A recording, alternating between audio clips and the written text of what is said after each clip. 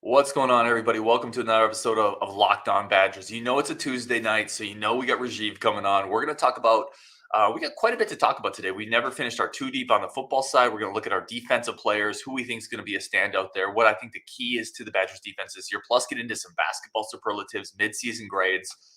We got a lot to go through on this show, so I appreciate everybody tuning in on Wisconsin, and let's get rolling. You are Locked On Badgers, your daily podcast on the Wisconsin Badgers. Part of the Locked On Podcast Network, your team every day. What is going on, everybody? Welcome to Locked On Badgers, your team every single day. Really do appreciate everybody tuning in. Today's show is brought to you by FanDuel. This episode is brought to you by FanDuel Sportsbook. That is the official sportsbook of Locked On. Make every moment more. Visit FanDuel.com/LockedOn today to get started. Like I said, I appreciate everybody tuning in, everybody watching the show, everybody helping build and support the community. We got Rajiv coming on every Tuesday, man. We've made this a tradition. It's Tuesdays with Rajiv. I love it. How are you doing, my friend? I'm doing well. It's always fun to be on, and I look forward to Tuesdays, talk some Badgers with you. That's it, man. All right, so we previously did a two deep for the football on the offensive side, but we didn't get to the defensive side. So I want to start there. We're going to talk some football, and then we're going to get into some basketball superlatives. Who's our team MVP, biggest surprise, biggest disappointment, best moment, et cetera, on the basketball side. Then we'll get into your comments. But Rajiv, let's start with the two deep on the football side. I'm going to kick it to you to start. Let's go defense. But maybe we should talk about, because we don't really know what Luke Fickell and Mike Tressell are going to completely run. So break it down how you laid out your two deep here in terms of position. So I went ahead and did a 3-4, two outside linebackers, two insides, three down linemen, two corners, and two safeties. I did it just like that. I mean, obviously we'll get into some deeper players a little bit here and there, but I feel like that's kind of the way and I feel like that's a fair way to do it. Yep, I did the same. So let's start defensive line. Rajiv, I'm going to kick it over to you for the first batch here. Defense line, what's your two deep there? Yeah, so on the ends, I got Rodis Johnson and Isaiah Mullins. I know there's been some talk of whether or not Mullins can go inside. I don't really see that. I feel like he's good where he is. So I feel like those guys are starting. And my backups there are Varner and James Thompson. I think Varner is going to be he's a huge addition for us. And you never know how the guy's going to really fold into the system, but I feel like his talent, his raw ability, I would love to see him potentially even starting at some point because he has that kind of skill. But yeah, so that's where I've got my defensive ends. Yep, I have slightly different. I have Varner starting. I think if you're bringing in a transfer, you're losing Herbig, you're losing Benton, you're losing a ton of disruptive players. Everybody's going to get a fresh look on the defensive line. Varner coming in with 7.5 sacks. I believe it was 7.5 or 6.5. Either way, that would have led the team outside of Herbig next year. So he may be the best pass rusher in that front seven that the Badgers are going to have. I think he starts. I think they brought him in to start. So he's one of my starters. You had him in the two deep. So it's not like we're that far off there. I have Thompson at my other spot, who you had as a starter. And then I had Mullins and Rodis as my two backups. So yeah, I actually had, so we're flipped, right? I had Johnson and Mullins starting, and then I had Varner and Thompson backing him up. Look, it's good to have options, right? I mean, it's not a bad situation. It's interesting. I'm interested to hear what you have at nose starting. Yeah, really quick too on defensive end. Look out for Mike Jarvis, the kid out of New Jersey. He came in last year's class, got pretty rave reviews right away. They said he was more physically developed than they thought. I think he has good size. I liked his film more than his ranking. So Mike Jarvis is somebody again to pay attention to there. At the nose spot, I think it's Paez and then it's Neal. I don't, to your point, I'm not sure where Mullins fits into that, if it's possible. Listen, if Mullins is a break glass in case of emergency guy, sure. Like, let's say Paez gets hurt and Neal for whatever reason isn't ready, or then maybe you go to Mullins. But I think it's Paez. I think it's Neal. And I think barring a late addition or Jamel Howard coming in, being able to be ready right away, I think that's your nose tackle rotation. Yeah, I agree. Same thing with me, Paez and Neal. There's really, obviously that's not what we want. That's not what I want. I really hope that's not the two deep when the season starts, but if it is, it is. And if we have Jamel Howard back there, that would be fantastic. I know that, by the way, you did a great show with John Garcia Jr. earlier today. That was really awesome. For those that didn't see that, you should definitely go check it out. He is so great to listen to. And there was a lot of talk of Jamel Howard and kind of how there's so many more schools in the mix now. There's LSU and there's a lot of the SEC. Once the SEC gets involved, you never know. So that's hoping that happens, but it was a good show today. Let's get a couple of these defense line comments in here really quickly. Vast Sleep says, I would have Varner starting as well. Logan Cowich says, what about Isaac Townsend? He kind of fell off the map, the Oregon transfer. Good size, but injured and not a lot there, I think, in terms of production last year or expectations coming into this year. Feel free to kick in, Rashid, if you have anything on any of those.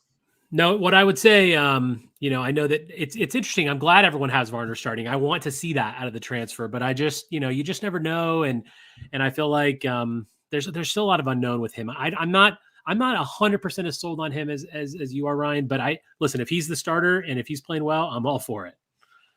And then Matthew Anderson Thompson was our leader at defensive end at tackles and TFLs. He's starting. I'd be shocked if Varner didn't start. So Matthew Anderson goes with a Varner Thompson. Yeah. Absolutely possible, right? Like, I feel like maybe a better way to put this is I feel like, Rajiv, you and I, and from the comments, Matthew, I think you're in on this as well. We have a top 4-ish that seems totally sense. And those are all going to play. And they're all going to play. They're all going to play a lot too, especially with this system. I mean, I feel like there has to be a lot of rotation on the line, so we really need it to be a 4 deep. Agreed. All right, let's move to linebackers. I'll start with my outside, and I'll kick it to you for the inside. Listen, I don't know. At some point, a person, if he doesn't do anything for 2 years, has to be healthy, right? Like if you put a guy in a hyperbaric chamber and he just doesn't do anything for 2 years, Aaron Witt has to be healthy eventually, right? Like modern science has gotten to the point where Aaron Witt can be a healthy outside linebacker and fulfilling the promise. So I'm going to go Aaron Witt and I'm going to go Darrell Peterson. I think that's my starting outside duo.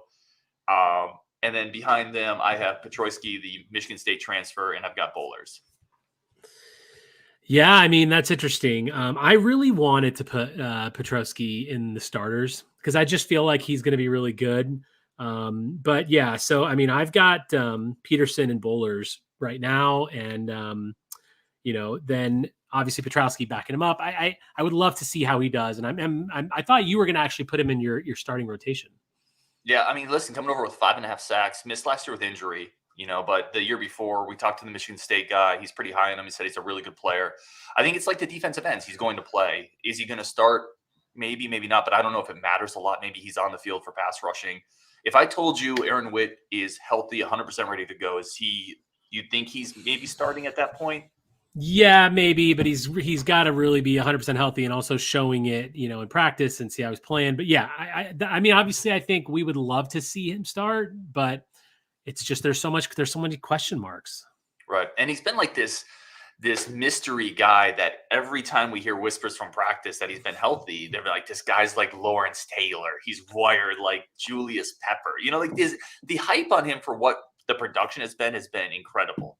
But the other thing I'd caution is he's missed basically 2 years of strength and conditioning programs too, right? Like he hasn't been able to really get the reps. So I'm probably not accurate saying he's going to start, but maybe it's just hopeful projection. Right. Okay, I'll go to the inside. Listen, for me, this is an easy one. Jong Meta and Turner. I feel like those guys they've earned it. They've got their, I think that, I know a lot of people are thinking about Jake Chaney, and I absolutely think he can get in there, but he's in my 2 deep. And I feel like that's really one of the strengths of our defense. I talk a lot about how I like these inside linebackers and how I'm really questionable on the outside. I feel like this is where the run stopping comes from. This is where you just get a lot of beef up front. These guys have done well. Now you take their production they already have had and you put them with a better strength and conditioning coach. You put them in a new system. You put them with a defensive line coach. A guy that was a defensive end in college himself in Fickell. I just feel like there's going to be a lot of emphasis on this. And I think those guys are going to grow. I really like where they're at. Yep, 100% agree with you. I think it's Muma, Turner. Now, I actually expected more from Turner last year. I thought the athleticism would translate more. There'd be more like wow plays. But I do think that that's a really solid inside duo. I love Chaney. Logan Cowich says, what about Chaney as a starting linebacker? I think he's the third guy in that rotation. And then you still have Sanborn, Brian Sanborn coming in. He played a little bit as a true freshman. And behind them, Tyler Jancy, who I think is a really bright future coming in as a freshman. So it's a really solid group of inside linebackers. My only concern is I don't know if you look at that entire linebacker core, and then we're going to get to some of the linebacker comments here, I don't know if there's a star in that group that we can point to and say that's a star. Whereas it feels like every year for the last 6 years, we've been able to point to somebody and say that's an NFL guy. Yeah. Is there a guy here that you point to and say, I know that's a game wrecker? No, I really don't. And I want it. What I would love for it to be on the outside, like someone like Petrowski. I feel like he has that ability in him. But yeah, we don't have that right now. And, we'll see how it goes. Agreed. All right, let's go. You want to go corners or safeties next? Both of these are interesting to me. Yeah. Let's go corner. So I'm going to I'll start here if that's all right. Alexander Smith and Hallman are my two starting corners. I don't love that. I think we talked about this on our last show that we did together. It's something that kind of, who lines up opposite Smith is the question. And then Ashford and Jones are my backups there. But I just want to put the caveat in that how I feel about Amari Snowden and how I think he is going to play corner. Snowden is the guy that I feel like can really work his way into there quickly. It would not surprise me at all to see him actively on the field a lot next season. I think he can play right away. I hope he moves up this chart a little bit and works his way into the starting lineup. I know that you think he's more of a safety, but I really feel like what a difference he could make with that size at corner. Wow. Yeah, listen, you and I are in lockstep with that. If he can play corner, that's a completely game-changing difference maker in the secondary. Obviously Alexander Smith is cornerback one. He's starting. And then I went with a bit of a surprise here. I went Avion Jones as cornerback two. I've heard really good things. So I had a source tell me that along with Alexander Smith, Avion is the fastest player in the secondary among the cornerbacks. He's got good size, long arms. I see Hallman as potentially the third guy. And then I have DeCluna coming in as that fourth guy, the 6-foot cornerback. I think that's my top four right now, with maybe Jace Arnold being that slot guy. Potentially. Yeah, I did write DeCluna down, but I didn't bring him up because I was talking about Snowden a lot. But yeah, he's kind of like that number 3, basically, like the third rung. But yeah, I mean, so much talent coming in, and even the safety spot, which we haven't even got to yet. Just so exciting that we've got a lot of talent in this area, and it's something that we haven't had in a long time, and it's very nice to see. Yep, and at safety, I'll kick this one off. I got Latu and I got Hunter Wohler. I think. I wouldn't be shocked if that wasn't the combo, because a new coaching staff is going to come in and they're going to take a fresh look at everybody, right? Like, so you can't assume anything. There's a comment up here from Bo Dragon who mentions it's hard to make claims about the playmakers when you don't know how they're going to be used. Along those lines, I agree with that comment. We don't know exactly what Tressell's going to look at. However, I'd be pretty surprised if it wasn't Hunter and Wohler getting the majority of snaps at safety. And then behind them, I have Austin Brown. And I've got that's where I've got Snowden. I've got Snowden slotting into that other safety spot. I want to wish on him as a corner, but realistically, I think he may be more of a safety. Where do you feel like the transfer of Maitre goes into your is Maitre? I think it's Maitre. I think he's a nickel corner. I think he's a slot corner. Okay. All right. So Latu and Wohler as well. Completely agree. Bo Dragon made a comment earlier as well about, like Cincinnati plays a very different style of defense, and that's true, but these are our players, and I feel like it will be a bit more of a mix, and I don't think it's going to necessarily be a straight 3-3-5, and maybe it is, and that's fine. But, based on the talent that we have on the team now, it makes sense to at least start with that, and maybe we can have different, iterations of it. There's going to be changes. So I still think it's reasonable to look at the defense like this. But, yeah, Latu and Wohler. Blaylock, I have got in my 2 deep as well. I feel like, he's coming back. I think that's going to be a nice one. And then Austin Brown. I also want to really mention Braden Moore here, a guy that just like Snowden, I feel like he can work his way up. Very, very like a super athletic kid.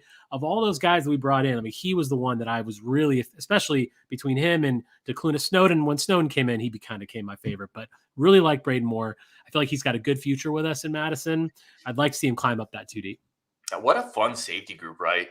I mean, and Badger and Bournemouth says in a 3-3-5, assuming we go that way, 3 linebackers, and maybe there's that extra big hybrid safety in there. That could be Braden Moore. That could be Snowden. That could be Austin Brown. That could be like a lot of pieces. That could be I'm not Alexander Smith. I'm trying to think of the other. You mentioned him. Who the kid who's injured all of last year, who switched from corner to safety. Blaylock. Yeah, Blaylock. It could be Blaylock, right? So many bodies there. We have to take a quick break, and then we are going through your comments on these next, and then we're getting into basketball superlatives. Like I said, it's going to be a fun show. There's a lot of fun stuff to talk about on Locked On Badgers right now with Rajiv. But first, today's show is brought to you by our good friends over at FanDuel. The NFL playoffs are here. We've been talking about it. I'm a Niners fan, so I've been talking about it. I've been jazzed up about it. We're really excited about our new sports betting partner for Locked On, because they're the #1 sports book in America. That's right. It's FanDuel. And if you're new to FanDuel, it's even better. They have so many great features that makes betting on sports fun. It makes it easy. New customers join today, get $150 in free bets guaranteed. That's $150 in free bets guaranteed as long as you make a $5 bet. Just sign up on FanDuel.com/lockedon. FanDuel has all your favorite bets from the money line, point spreads, player props. Plus, you can even combine your bets, in-game parlays, right? And again, I've talked about the Niners this weekend. Niners plus 2.5. Let me know in the comments where you're at on that one. I'm taking the Niners plus 2.5, but y'all already know I bet with my heart. I'm also taking over 45.5 in that game. I think the two offenses are going to combine to put up a lot of points. All on an app that's safe, secure, and super easy to use. So football fans, don't miss out. Place your first $5 bet to get $150 in free bets, win or lose, at FanDuel.com/lockedon. Make every moment more with FanDuel, the official sportsbook partner of the NFL. All right, let's keep going on the show. Appreciate everybody tuning in. This was kind of an impromptu thing, so it's awesome that y'all are joining in. Let's get Rajiv back on. And we tried to do some experimentation today with Rajiv being a mod, trying to bring comments in. We're working on it to stream. We're trying to find a way to streamline getting your comments up easier and quicker to get through more of them. So just know that we were working on getting the community more involved. But our first test did not go successfully. We will figure it out, and it will be great. All right, let's get a couple of these comments here. Let's see. Stephen Ryan 20 says, do you guys see any of the freshmen starting on the defensive side? I mean, maybe potentially. I just don't. I feel like it's so hard to tell, especially with it. It's just really hard. We've got enough depth without necessarily using them, and I just feel like if someone really shines early season spring ball and they're playing early, I feel like that would be great. But I just don't really see that happening right now, and it's really hard to predict. It is incredibly hard to predict. But I want to piggyback that with Slim Lewis that says on elite teams, true freshmen frequently start. Snowden is legit.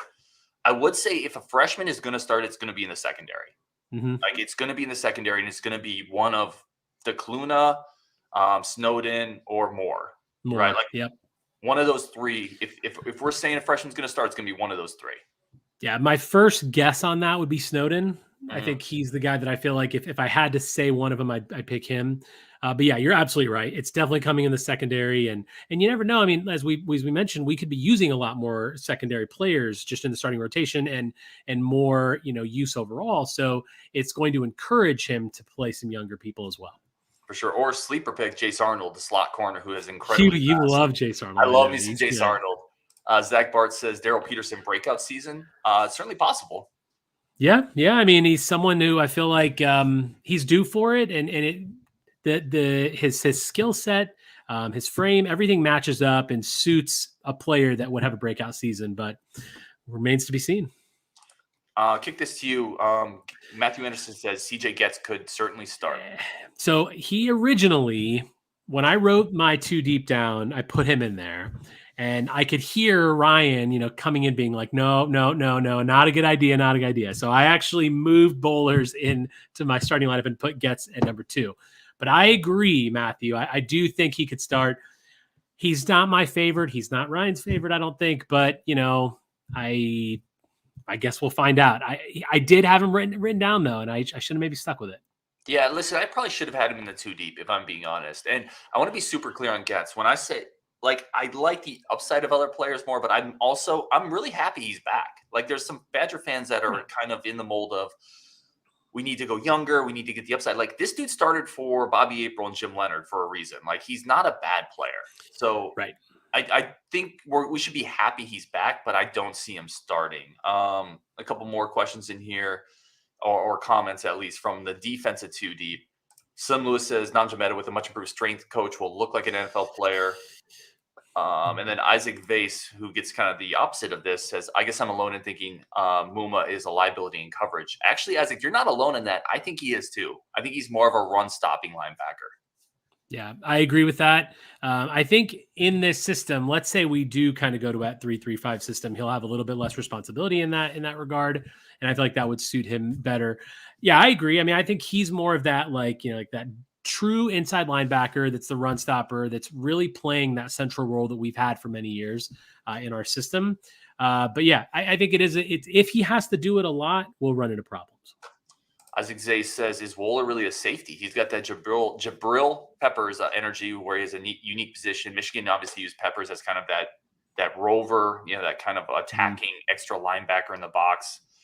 Well, it could be that in this defense. Again, we don't really know how they're going to use the weapons, Tressell, how they're going to use them. But what do you think of maybe Wooler being the move safety that they're trying to get into advantageous situations? Yeah, I mean, it makes sense. He has all the tools for that. He certainly could be someone like a Peppers kind of a player. I think this is a good call out from Isaac. But yeah, I mean, I think he's one of our best players on the defense right now. He's someone who we were really happy when he came back this year. I feel like he's got a lot of skill. I feel like he really can be used all over that situation. And I think it will be very situational as things come up, based on what teams we're playing. If we're playing a team like Iowa, he might have a different role than we're playing, Wazoo or Michigan or whatever. So I think he has that ability. He can do this, but only in certain situations. Yeah, I think that's really well said. We're going to take a very, very quick break, come back with basketball superlatives. But first, a quick break for our friends of the show. All right, coming back into the show here again. Appreciate everybody for tuning in. Love it when Rajiv is here at Tuesdays with Rajiv. I got to come up with a better name for that, man. I was trying to think of my brain isn't working out. We'll come up with something. We should solicit some ideas from the people commenting. Yeah. If anyone has ideas, what we could call Tuesday. Rajiv has been known as the optimist. I was trying to do some kind of play on that, but I've got nothing so far. I'm also an optimist. So we are going to win the Big Ten next year. Let's just make that clear. I love it. I love Rajiv's energy, man. All right, Rajiv, let's do basketball superlatives. We're roughly in the midpoint of the year. I mean, give or take a couple games. I want to start here. I'm going to kick it to you to kick this off. Team MVP up to this point. I think this one's interesting. Yeah, I mean, I got to go with Steven Crowell. I feel like, especially in the absence of Tyler Wall for a few games, of course, we didn't win those games, but he's done a really believe with Rajiv. Very nice, Bo. I think that's great, Bo. I think that, yeah, I mean, he's averaging 12.7 points a game. What's interesting is he and Hepburn, I was looking up the stats today just for the season before we started. They are on the exact same number of points. I know. They're both scoring 12.7 points a game, which is interesting. I also think that the way Crowell has evolved his game this season, we talked early on about how he didn't have some of those post moves, but he's doing really well. He's playing strong. He's putting the team on his back in a lot of situations. I see Hepburn trying to put the team on his back a lot, but I don't necessarily see him being as successful. I love his energy. I love what he does, but there's some issues there. Crowell, I feel like, does put the team on his back, and he does a pretty good job of it. So he's my MVP. I think a lot of people might say Tyler Wall here, but I just feel like because when Wall was out, Crowell really stepped up, and he's grown a lot as the season's progressed. Yeah, I think it's a good point. Crowell has really in the last 6 or 7 games shown us the best of what he could be. Minus there was one kind of outlier, maybe the Indiana game it was, but he's played really well recently. He's definitely gotten better. To me, it's Hepburn. It's Hepburn because he leads the team in minutes played. He's played every game. As you mentioned, 12.7 points per game, shooting 71% from the free throw line. So he's actually one of the better shooters there on a team bereft of good free throw shooters. 46% from three. And I think he's just asked to do so much more than Crowell. Like, he's asked defensively to almost always guard the other team's lead point guard, especially in clutch moments. He's asked to initiate the offense. He's asked to deal with pressure. He's asked to, whether it's fair or not, I think we get on Hepburn a lot for some of the shots, and some of that's completely fair. Some of it's also what the coaches are asking him to do, right? They're putting him in situations that I think are a little difficult. So I think Hepburn is my MVP. Crowell would be my 2. I would have gone with Wall if he hadn't gotten hurt. And then the last couple of games, it feels like Wall is still like 80%. He does not look 100% to me. It's a good comment that Badger and Bournemouth fan put up there. Haven't won without Wall. That's a good point, and you can make the argument that he's the MVP because of that. But I also feel like Wall hasn't really played up to his potential this year. I expected him to be doing a bit more and scoring at a bit higher percentage, especially from inside of 3 feet. But he's still been, obviously he's a very important player to us, and we haven't won without him. But I think I'm a little bit jaded by the fact that he hasn't played as well as I expected him to play, which is why I didn't factor him into this MVP. I think it's fair. All right, let's go with next up on this. I think I have best moment of the season up to this point. Well, you want to take this one first? Yeah, I think it's the Iowa game for me. I think it's the Iowa game. Listen, first of all, I dislike Iowa a lot. I dislike their clown coach and his entire – I shouldn't say that. Maybe that's being – I don't like to be petty on this show. I dislike their coach. I dislike his demeanor. I dislike that family. Winning in overtime Tyler Wall had a great game. He was 9 of 14. Crowell had 7 assists. 78-75, one of the higher scoring Badger games. That's my favorite moment of this year if I'm looking at the totality of it. I almost went Kansas just because we took one of the best teams in the country to the wire and quite frankly should have freaking beat them twice. But it's still a loss, and I can't in good conscience put a loss as my best moment. So I'm going beat Iowa, beat the conference rival, overtime, high-scoring game, great game from Wall. That's my best moment. It's funny. I also thought about the Kansas game because I was like, wow, I mean, that was really – because – we talked about how a win and a loss can be really close together, and one rebound, we beat Kansas, and we would have said that was our number one moment. So I did think about that. I ended up going with Marquette. Look, I just feel like they're one of our biggest basketball rivals. I cannot stand them. I love to beat them. And it was an overtime game. Hepburn shot 5 of 6 from 3 that game. 7 of 10 from the field, 19 points. We had 3 guys score 13 points or more. Well, 4 score 12. That was just a big win for us. And, especially when it's on the road, I love doing that.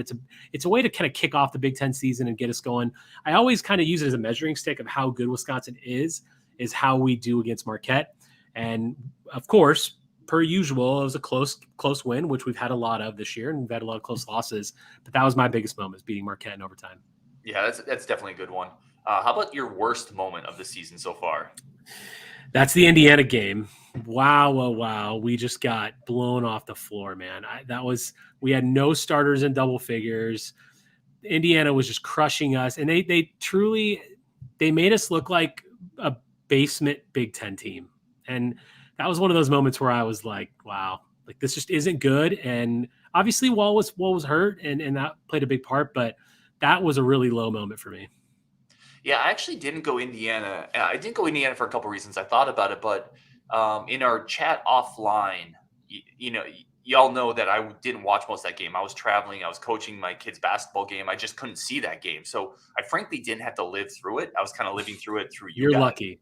So I didn't really have to see it. And I record every game, but you guys were texting and I could see how terrible it was. And I was just like, I'm not going to go back and watch that. And the other reason is Wall was hurt. And I've kind of gone into the season with an understanding if Tyler Wall's hurt, if Hepburn's hurt, or if Crowell's hurt, we're probably going to lose no matter what.